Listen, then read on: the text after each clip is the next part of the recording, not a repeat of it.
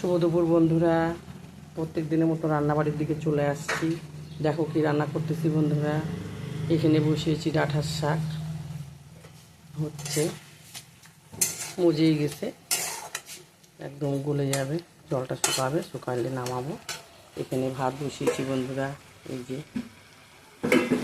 ভাতটা লাস্টেই করতেছি গরম গরম। আর এখানে করলাম বন্ধুরা ডাল। আজকাল ডাল সোমবার দিনেই বন্ধুরা। এই দেখো, রসুন বেশি করে দিচ্ছি, পেঁয়াজ বেশি করে দিয়ে, কাঁচা লঙ্কা দিয়ে নামানোর আগে সরষের তেল বেশি করে দিলাম। আজকে ডাল চচ্চড়ি করলাম, ডাল সোমবার দিনে। আর এখানে বিনস আলু ভাজা। ভাতটা হবে, শাকটা হবে, বলেই আমরা খাওয়া দাওয়া খাবো। তোমরাও সবাই খাওয়া দাওয়া খাও বন্ধুরা। সবাই ভালো থেকো, সুস্থ থেকো।